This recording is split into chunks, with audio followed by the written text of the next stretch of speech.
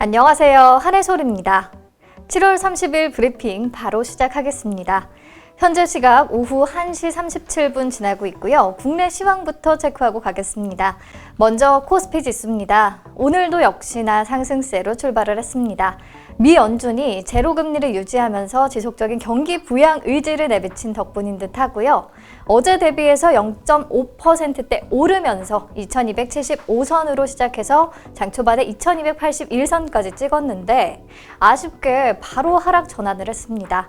등락 거듭하면서 현재 0.25% 오른 2268.91포인트를 기록하고 있습니다. 네, 코스닥 지수도 0.5%대 오름세로 출발을 했는데 거의 시작하자마자 힘이 쭉 빠지면서 808선까지 밀렸고요. 다시 안정세를 찾으면서 현재 812선에서 움직이는 모습입니다. 자, 수급을 체크해 보면요. 코스피 시장에 외국인 수급 계속 유입되고 있는 건 참 반가운 소식입니다. 5월을 연속 한국 시장에서 주식을 사들였고요. 기관은 높아진 지수 레벨에 부담을 좀 느끼는지 차익 실현에 나서고 있는 모습입니다. 코스닥 시장은 여전히 외국인과 기관 동반 매도세가 나타나고 있고요. 개인의 힘으로 버티고 있네요. 네, 지금까지 이 시각 시황 한번 살펴봤고요. 오늘의 특징주 같이 보겠습니다. PCB 산업이 본격적인 이익 증가 사이클에 진입한 것 같다는 분석이 나왔습니다. PCB는 절연기판 위에 전기적 신호를 전달할 수 있는 도체를 형성시킨 인쇄 회로 기판을 말하고요.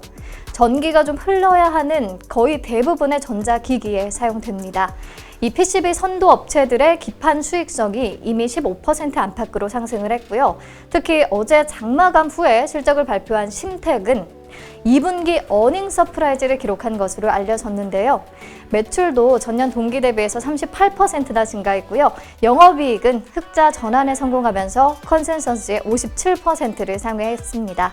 연간 실적 전망치도 상향했다고 하네요. 대덕전자와 코리아 서키트도 증설에 나서고 있는 것을 보면요. 기판 산업이 본격적인 이익 증가 사이클에 접어들기 시작한 초입이라는 판단입니다. 자, 오늘 심택과 코리아 서키트 2 우선주 B가 동반 상한가에 진입했고요. 심택 홀딩스도 가격 제한폭까지 올랐습니다. 코리아 서키트 우선주, 대덕전자 1 우선주, 코리아 서키트, 대덕전자 모두 강세고요. 이 밖에 시노펙스와 피롭틱스, DKT, 인터플렉스 등 PCB 관련주 동반 오름세입니다. 네, 그리고 오늘 진단키트 관련주들 줄줄이 52주 신고가를 경신하고 있는데요. 코로나19 사망자가 계속 늘어나면서 좀 다시금 주목받는 모습입니다. 시즌과 수젠텍, 랩지노믹스, 이드주시, 오상자이엘, DNA 링크 모두 상승폭이 큰데요. 특히 수젠텍은 미 FDA의 긴급 사용 승인을 받기 위해서 미국에서 진행한 성능 평가에서 민감도 100% 그리고 특이도 99%의 임상적 효능을 입증했다고 하네요. 민감도는 양성을 양성으로 판별하는 능력을, 그리고 특이도는 음성을 음성으로 판별하는 능력을 말합니다. DNA 링크도 미 FDA의 긴급 사용 승인을 받기 위해서 진행한 성능 평가에서 민감도 95%, 특이도 100%의 임상 성능을 입증했다고 합니다. 랩지노믹스는요, 인도 법인과 58억 원 규모의 진단키트 공급 계약을 체결했다는 소식 전해왔고요. 호재가 굉장히 많긴 많습니다.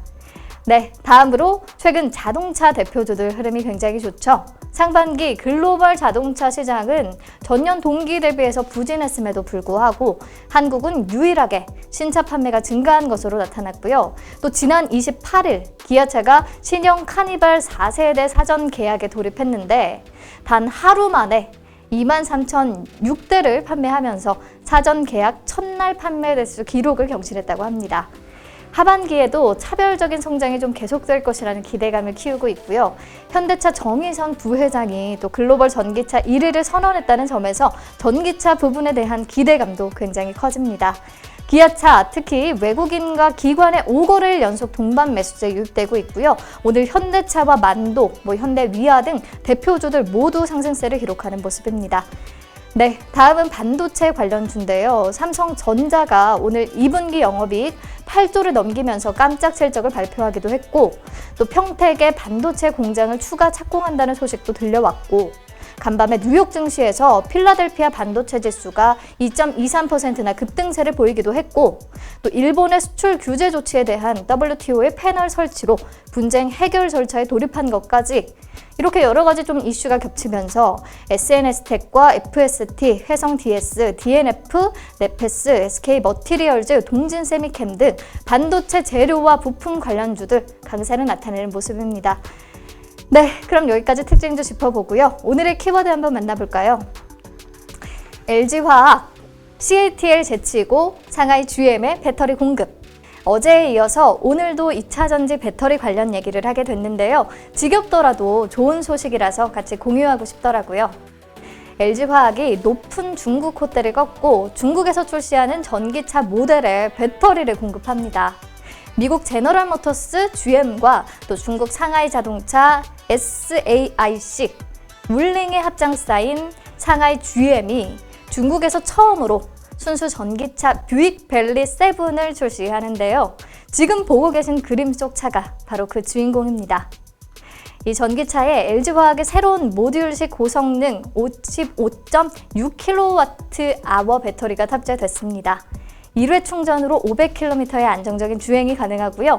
LG화학과 GM이 배터리 등 추진 시스템에 대해서 8년 또는 16km의 보증을 해줍니다. 네, 그리고 이 차와 함께 또 출시한 뷰익 벨리 7 플러그인 하이브리드 차에도 LG화학의 9.5kWh/의 배터리 팩을 탑재했는데요. 플러그인 하이브리드 차는 하이브리드 카와 전기 자동차의 중간 단계로 전기 모터와 석유 엔진을 함께 사용해 달리는 자동차를 말합니다. 뷰익 벨리 6는 GM 볼트를 기반으로 만들어졌는데 이 GM 볼트에는 LG전자와 LG화학이 핵심 부품을 공급했거든요. 그렇기 때문에 뷰익 벨리 7에도 LG화학의 배터리를 탑재한 것 아니냐라고 단순하게 생각할 수 있지만 그럼에도 이번 수주는 굉장히 큰 의미가 있다고 생각합니다. 우선 상하이 GM은 사실상 중국 상하이 자동차 주도로 운영이 됩니다. GM의 영향력이 그리 크지는 않아요. 그리고 상하이 자동차가 만든 다른 전기차에는 대부분 CATL 등 자국업체의 배터리가 탑재됩니다. 그런데 이번 뷰익의 두 가지 전기차 신차에는 모두 LG화학의 배터리가 들어간다는 거죠.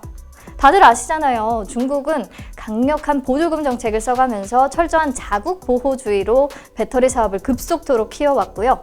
특히 사드 사태가 있었던 2016년부터는 한국산 배터리를 좀 의도적으로 배제하기 시작했죠. 이 때문에 이미 중국에 공장을 세운 LG화학 등 국내 업체들이 큰 어려움을 겪었습니다. 하지만 미중 무역 전쟁이 심화되면서 좀 중국이 자유무역에 대한 의지를 조금씩 내비치기 시작했고요. 작년 말부터는 한국산 배터리를 탑재한 전기차에도 조금씩 보조금 대상에 포함이 됐습니다. 그러면서 테슬라가 올해 1월에 중국 현지 공장에서 만든 모델 3에 LG화학 배터리를 탑재하기 시작하게 된 거죠. 중국이 세계 최대 전기차 시장이기 때문에 중국 시장에 침투하는 것이 무엇보다 중요합니다. 그래서 이번 뷰익의 두 가지 전기차 모델에 모두 LG화학의 배터리가 쓰였다는 거 저는 굉장히 큰 성과라고 봅니다. 중국 완성차 업체들도 프리미엄급 차종에는 이미 실력을 검증받은 한국산 배터리를 선호하고 있다는 것을 보여주는 게 아닌가 싶고요. 결국 실력이 보호무역주를 이길 수 있는 유일한 해답이라는 생각이 듭니다. 2020년 1월부터 5월까지 누적으로 기준 LG화학이 배터리 시장 점유율 1위를 기록하고 있고요. 그 뒤를 CATL이 바짝 쫓고 있고 4위에는 삼성 SDI, 7위에는 SK이노베이션이 위치하면서 한국 3사의 점유율이 34.8%에 달하는 상황인데요.